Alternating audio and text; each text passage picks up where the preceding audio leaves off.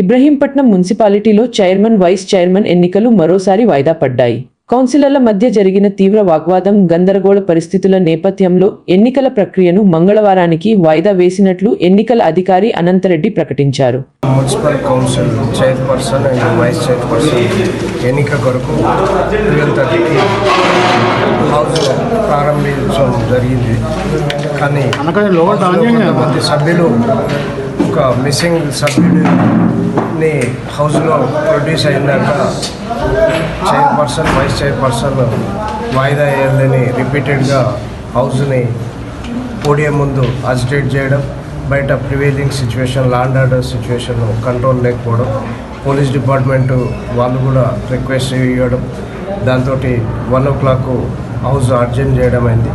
1 తర్వాత కూడా same situation prevail అవ్వడం వల్ల ఉన్న పరిస్థితులను దృష్టిలో పెట్టుకొని the chairperson, vice chairperson for Ibrahimpatnam municipal council అది postpone to tomorrow at 11 AM.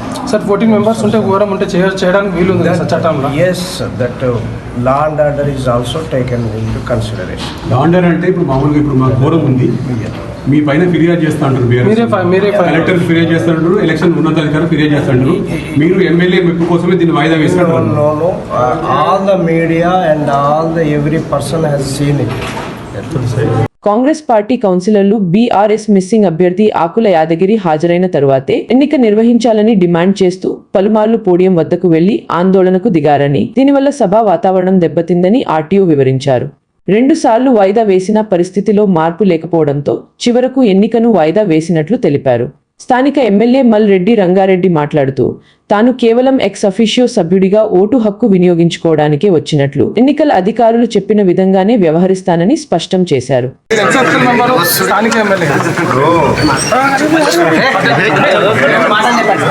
మాట్లాడడానికి ఏం లేదు, ఎలక్షన్ రూల్స్ ఉన్నాయి, రెగ్యులేషన్స్ ఉన్నాయి.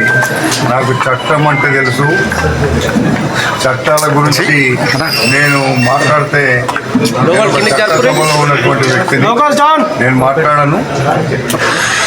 వాళ్ళ సభ్యులు అందరు కలిసి ఏ నిర్ణయం తీసుకున్నా అందరితో పాటు నేను ఒక ఓటు వేయడానికి వచ్చిన తప్ప ఇంకొకటి కాదు. ఓకే. ఈ సందర్భంగా బీఆర్ఎస్ నేతలు తీవ్ర ఆగ్రహం వ్యక్తం చేశారు.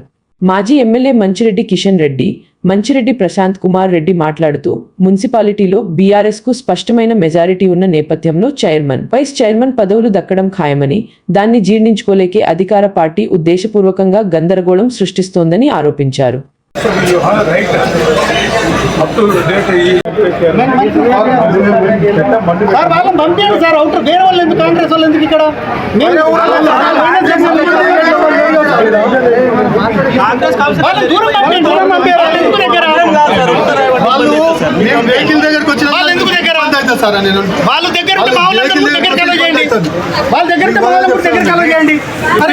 పోలీసుల దగ్గర నుండి మా కార్యకర్తల్ని వాళ్ళకి అప్పయ్యేపనికే ప్రయత్నాలు చేస్తున్నారు.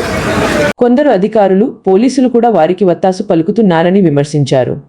ఈ ఘటనపై పై అధికారులకు, ఎన్నికల సంఘానికి ఫిర్యాదు చేస్తామన్నారు. భారీ ఉత్కంఠ నడుమ మున్సిపల్ కార్యాలయం నుండి ఇరు వర్గాల కౌన్సిలర్లు వెళ్లిపోయారు. పూర్తి సంఖ్యాబలం, ప్రజా మద్దతు తమ వైపే ఉందని బీఆర్ఎస్ నేతలు ధీమా వ్యక్తం చేస్తూ చైర్మన్, వైస్ చైర్మన్ స్థానాలను కైవసం చేసుకోవడం ఖాయమని స్పష్టం చేశారు.